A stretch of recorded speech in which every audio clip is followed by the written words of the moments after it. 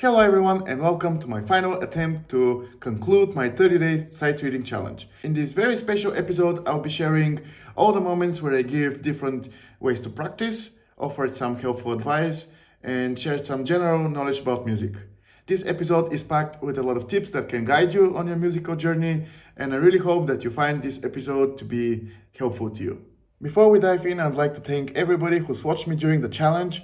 If you haven't, please subscribe. This is definitely something that keeps me motivated to do whatever I do. Although I'm going to continue doing what I do because in general, I'm a motivated person. If I find something that I like to do, I just do it. Anyway, consider subscribing and now let's take a look at what I've prepared for you. Now this is going to be a long video, probably. I don't know.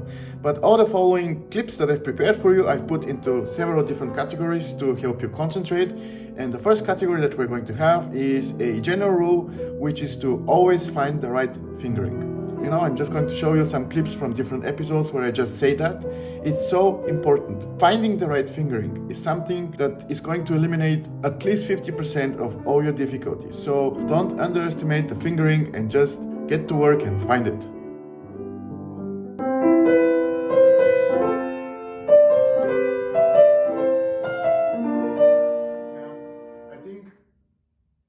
Right fingering is key here.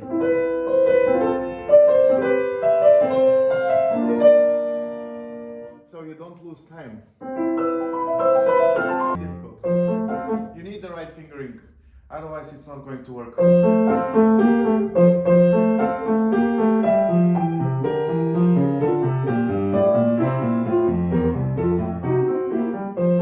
And these passages, for example, the one on 33, it's just the same. We need to learn the right fingering so we can play it fast, but it's just the same. Okay,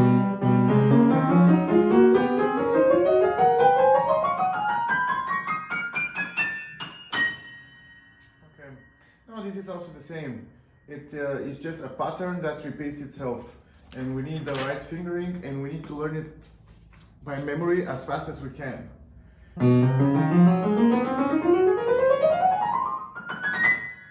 Okay, this is actually very, very good fingering for the left hand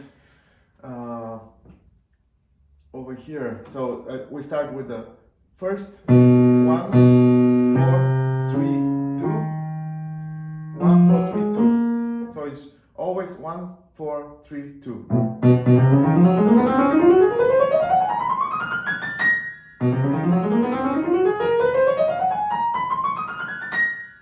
Obviously, you need some time. We just need to find the right fingering, and it won't be that difficult.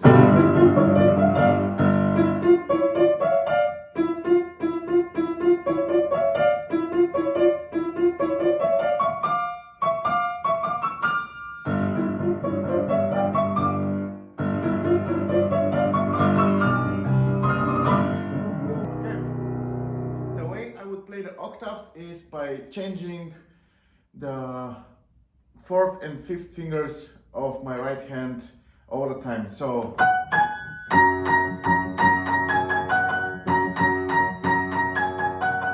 5, 4, 5, 4, 5, 5, 4.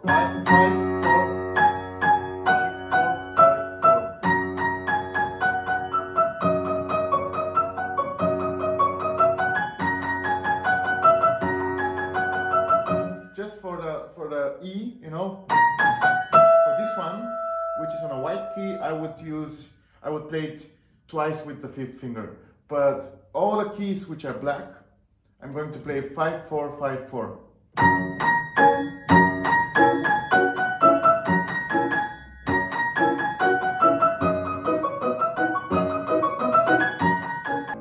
I just wanted to say about this passage in the left hand.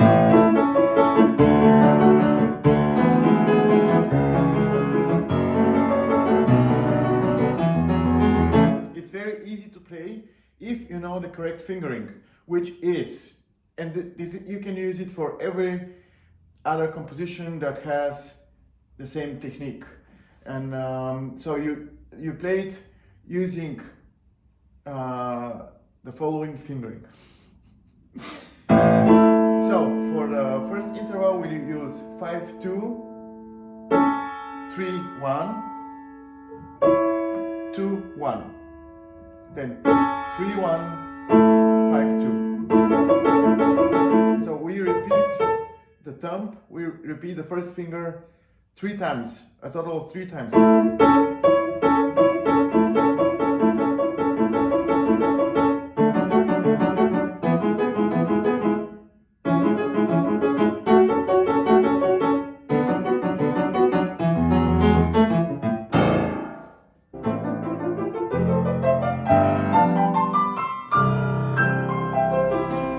Better to play only with 4 2 4 2.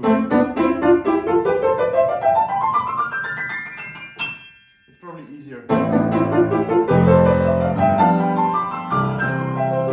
Yeah, because if you only play with 4 2, you can actually stop looking at the right hand and concentrate yourself in the left hand and prepare yourself for the jumps.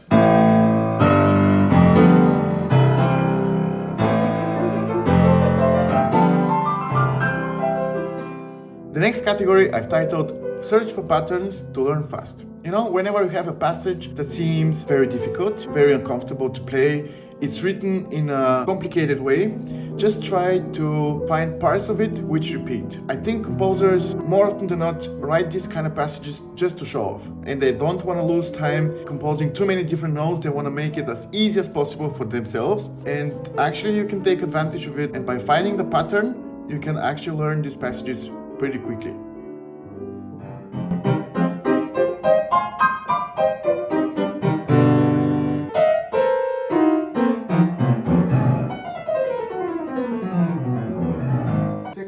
The second bar is very easy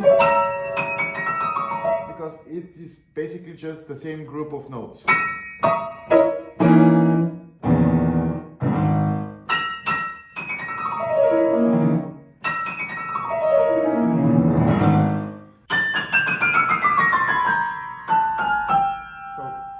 From here to here we have.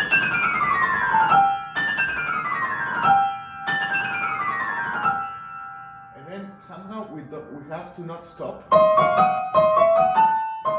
for the last 3. And after that it repeats.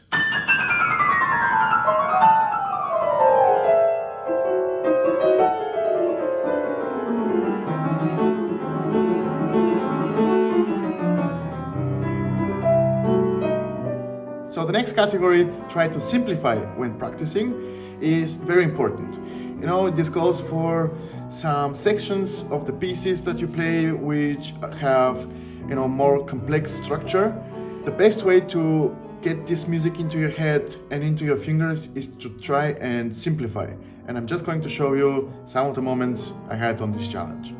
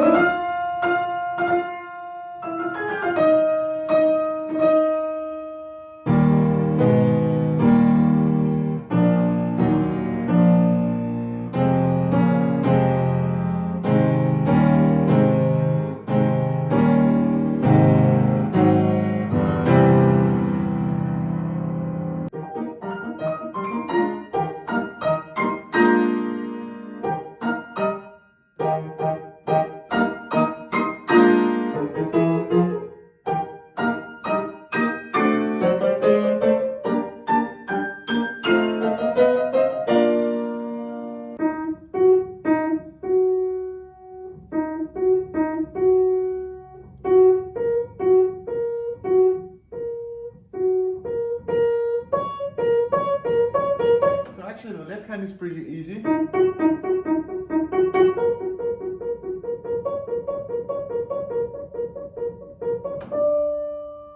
And what does the right hand play?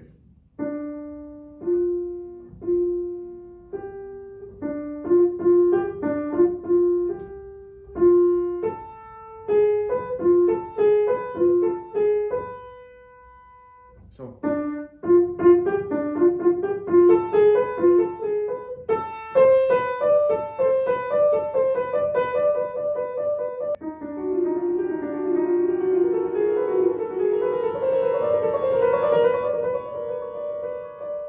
Now, the following practice advice is probably the best one in the world, the best one there is.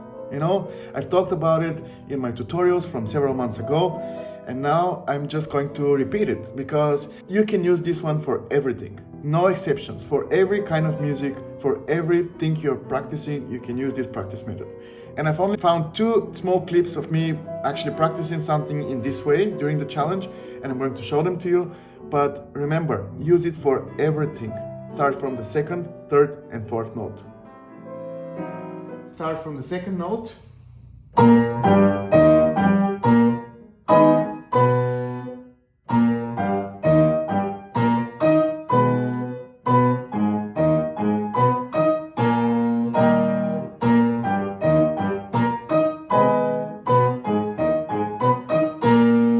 Then you can start from the 3rd.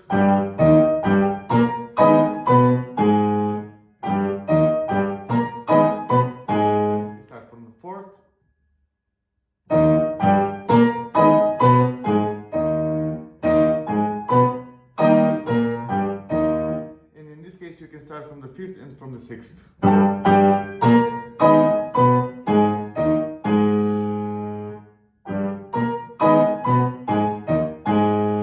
Yeah, and then you can start from the 6th.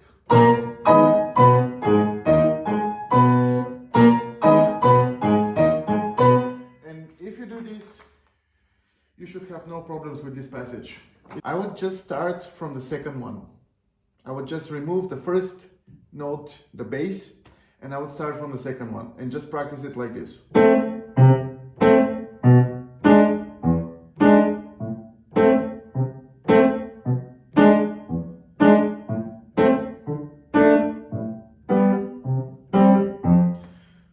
Probably try to do it in legato.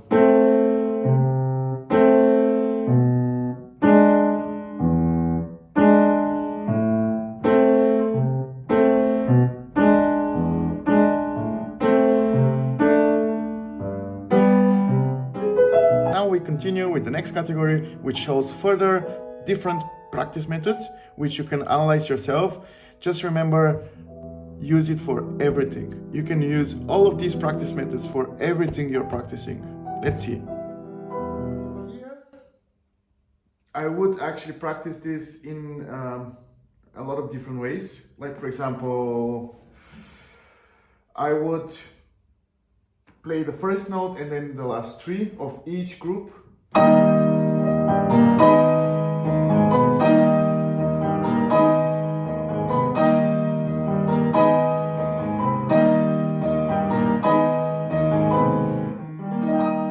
Then I would actually remove the pedal.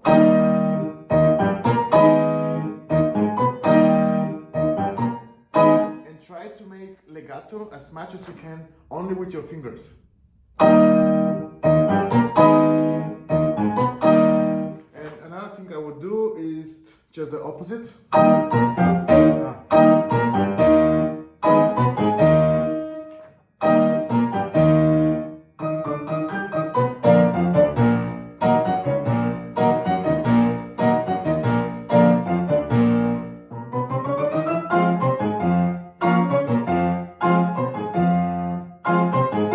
This is the melody written by Sibelius.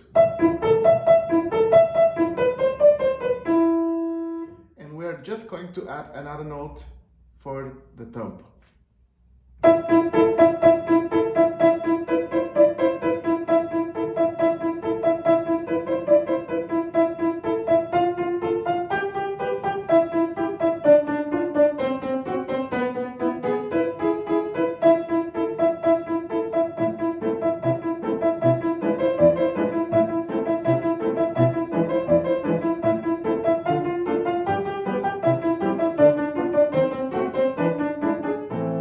This is a very nice exercise which actually helps you practice this particular etude, but also prepares your hand for different pieces that have such technique. For example, the first thing that comes to mind is Schumann, Carnival Opus 9, this one.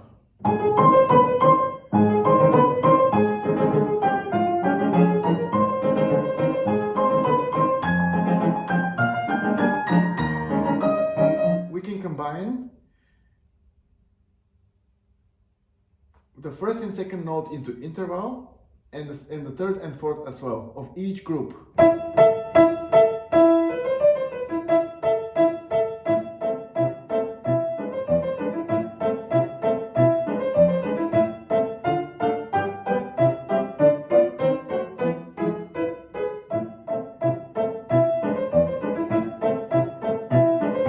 And also I would try to practice the left hand without looking.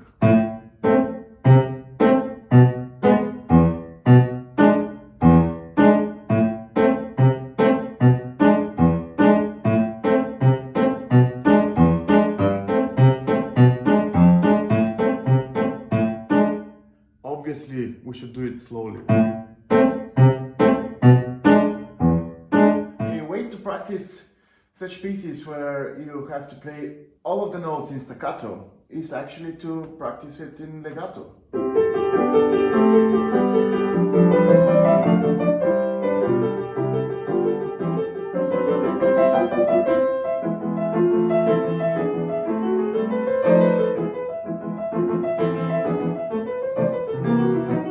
Try to make legato for the bottom voice and just make a nice small staccatos of the upper voice as well. Upper voice we play in staccato, and bottom voice we do in legato.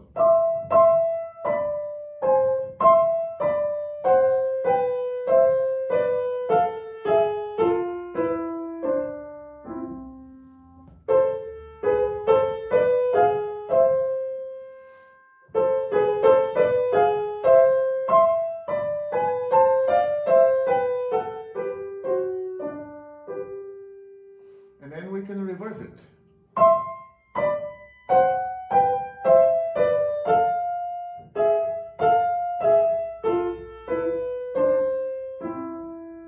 No pedal.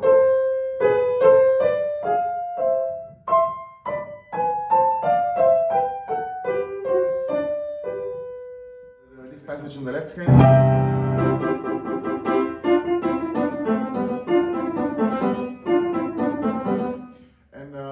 This is just like in Chopin's 7th Etude.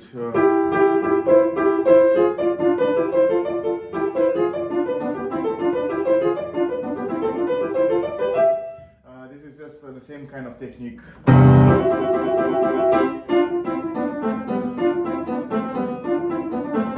We need to try and make as little movements as possible with the hand. You know, if we just start going too far away from the keyboards with the fingers, it's going to be very difficult. You know?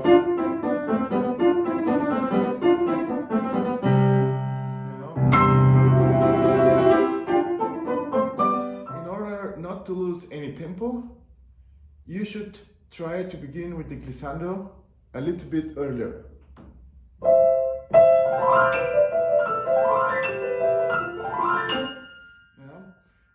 I would actually not wait for the second measure of the bar to start with the glissando.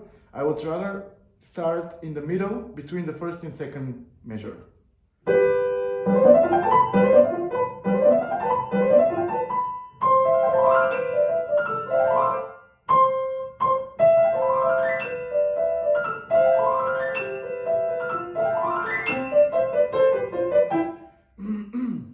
It sounds very nice. And now we arrive at the final category. During this one, I'll be speaking about different things that you can think about. I'll be sharing some tips I believe to be true.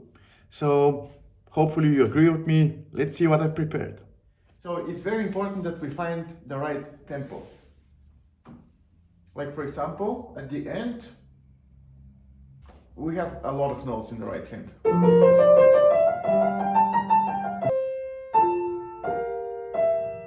Not the right tempo.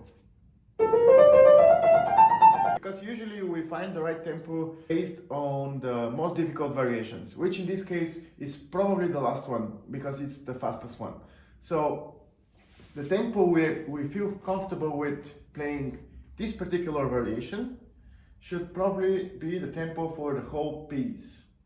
Another thing about variations is that it's very important that you try to keep the tempo between the variations and don't make too big of intermissions between them.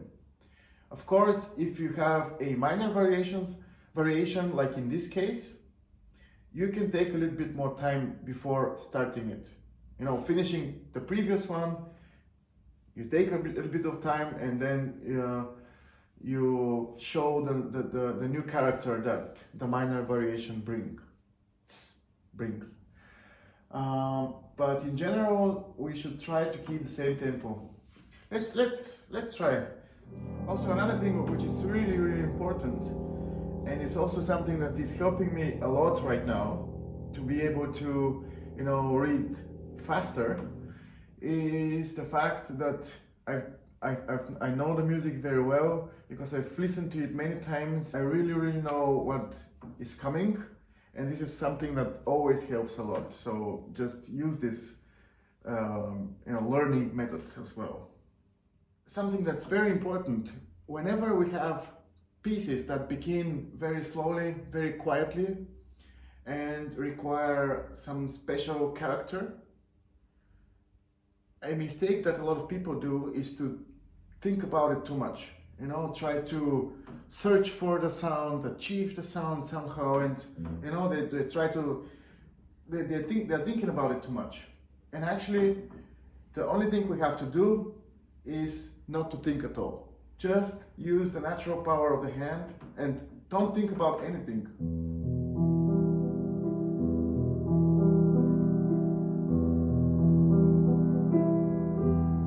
Yeah, I just wanted to say that. Let's see.